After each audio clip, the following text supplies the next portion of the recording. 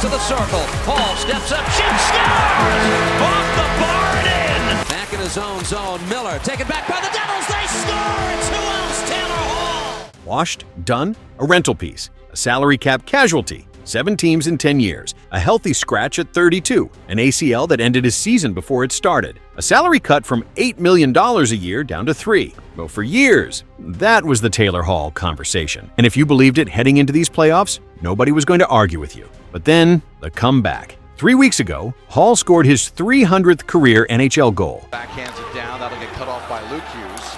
Right in front of his net, very dangerous, and they score! Taylor Hall just pestered Luke, it's not his night. 245th player ever to reach that number. The league nominated him for the Bill Masterton Trophy, given to the player who shows the most perseverance, sportsmanship, and dedication to the game. First time in his 16-year career. Then round 1 started, and Taylor Hall, just finished the series, tied for the NHL playoff scoring lead. 7 points in 4 games. Will Butcher plays it down low. Here's Palmieri able to pick up. Oh, he scores! Taylor Hall! In 4 games, he already surpassed his entire 15-game playoff total from last season. Here's what's actually scary, though. He's not the best player on his team. He's not even the best player on his line. He's a 34-year-old former MVP doing all the dirty work on a cup contender that is suddenly impossible to match up against. A former MVP hiding on the second line of the best team in the East. That's not a comeback story. That's the worst kind of weapon a team can have in the playoffs. And the league spent years writing this guy off.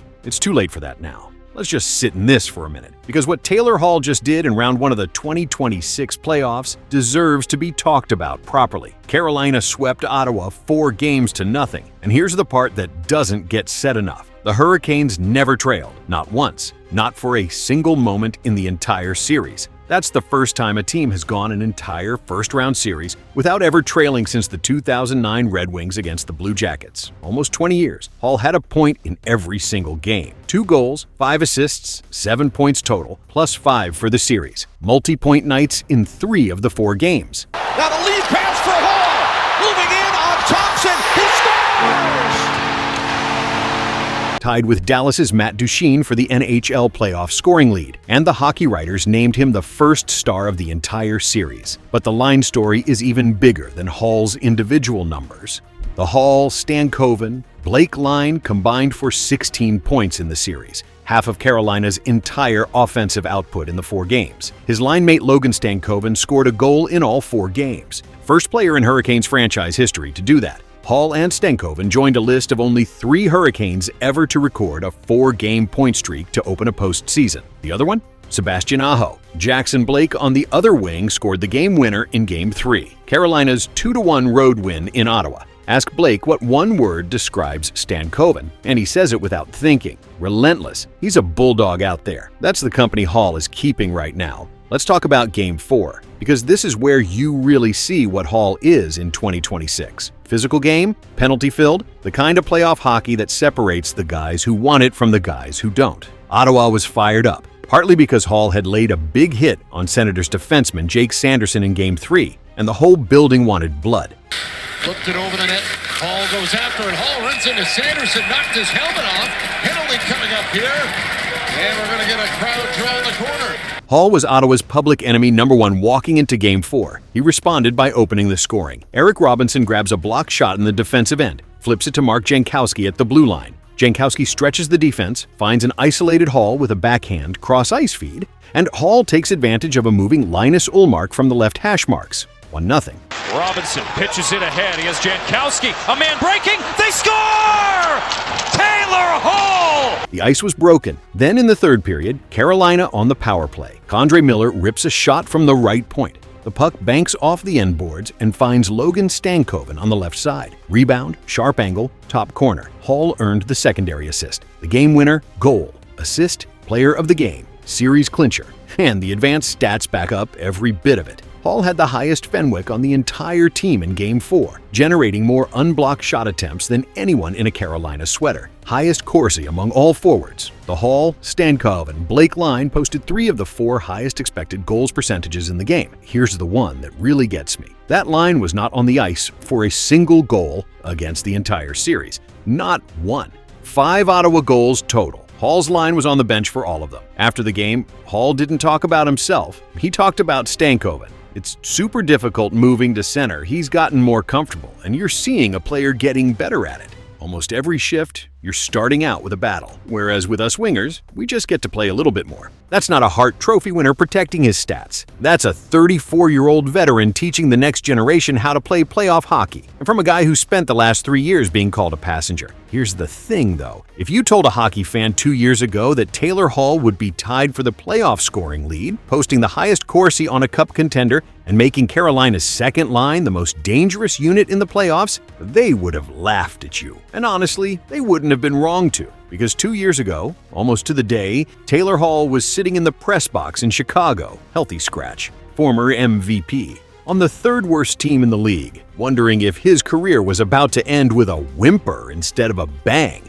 The Taylor Hall doing this in 2026 is not the same guy who got scratched in November 2024, not even close. So let's go back, because to understand how remarkable what's happening right now actually is, you need the whole story.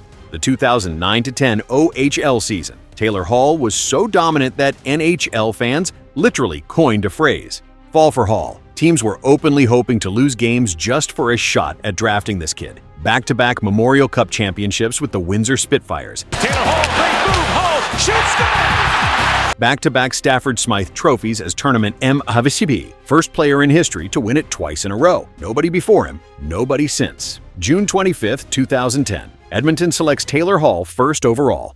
With the historic first selection in the National Hockey League Draft 2010, I'm extremely excited to select from the Windsor Spitfires, Taylor Hall.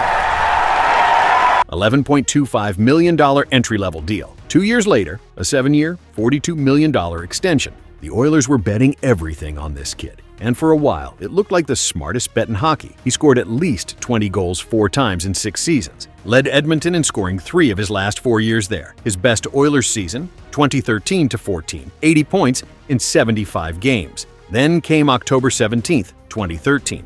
2 goals, 8 seconds. He broke Wayne Gretzky's Oilers franchise record that night. Gretzky's record by 1 second. The mark had stood for 32 years. Here they come again. Marcabello shot. Rebound, scores. Taylor Hall has done it again. Hall was fast, electric, and built for the big moment. He was supposed to be the player who finally turned Edmonton back into something dangerous. But here's the thing about those Oilers years that matters for everything that comes after. Hall was great. The team around him never matched it. Edmonton missed the playoffs every single one of his 6 years there. 6 straight years of losing while their first overall winger was leading them in scoring. He had the talent, the highlights, the hype, and the production. What he never had in Edmonton was a structure that let him be a devastating part of something, instead of carrying the whole thing alone. That tension follows him for the next decade. June 29, 2016. Edmonton trades Taylor Hall to New Jersey for Adam Larson, 1-for-1. No picks, no prospects. A 24-year-old former first overall pick straight up for a defensive defenseman. CBC called it stunning. Oilers fans called it a lot of things we can't say on this channel. Hall was diplomatic, but listen to what he actually said. "I have a pretty deep connection to the city of Edmonton. I felt I did everything I could there. So it's pretty hard not to feel slighted. 6 years, 328 points in 381 games. And the organization decided the bigger problem was the blue line. For Hall, it was the moment his career stopped being a straight line. And what he did next was one of the most remarkable individual seasons this league has seen in 20 years. The 2017-18 season, 93 points, 39 goals, 54 assists, 76 games, a 26-game point streak, longest in Devils franchise history. 38 points in that stretch alone. He dragged a team that finished 13th in the conference the year before to a playoff berth. A 27-point swing in one season. June 20th, 2018. Taylor Hall wins the Hart Trophy, most valuable player in the NHL first Devil in franchise history to win it. His name sits alongside Crosby, Ovechkin, McDavid, and Kucherov on that list. When Hall stood at that podium in Las Vegas to accept the Hart, he was 26 years old. Hart Trophy, All-Star Game starter. He was being talked about as one of the 10 best forwards on the planet. That was the peak. And almost immediately after reaching it, the whole thing started coming apart. February 2019, arthroscopic knee surgery, left knee. 33 games that season. December 2019, traded to Arizona. Half a season in the desert, free agency. 1 year, $8 million in Buffalo. A prove-it contract. He proved something, just not what anyone hoped. April 2021, traded to Boston. 4 years, $24 million. Already a significant pay cut. Then the salary cap did what it always does. June 2023, Boston ships Hall to Chicago. Not because he wasn't good enough, because the numbers on the books didn't work. 5 teams in 7 years, and then it got worse. November 9th, 2023, Hall collides with Mikey Asimont of Tampa Bay. Right knee. 2 weeks later, Lavalliere surgery, season over. His teammate Connor Bedard, the young star Hall had been brought in to mentor, said it out loud. Someone that loves to play so much. Such a good hockey player, but such a good person. Hall spent the next 10 months grinding through rehab on a knee that's supposed to end careers. Working alone, watching his team play without him, fighting his way back to a roster that wasn't sure it wanted him. And then on November 17th, 2024, almost exactly 1 year after the ACL, the Chicago Blackhawks made Taylor Hall a healthy scratch. He didn't see it coming. I was surprised by it. I just didn't know I was even close to being in that spot. You don't scratch a former MVP without a real conversation. You just don't. But here's what Hall did 10 days later. Hat trick, 6-2 over Dallas. His 5th career hat trick. Brennan Smith's out of the box. Smith got it in front. Here's Hall. Scores for the hat trick.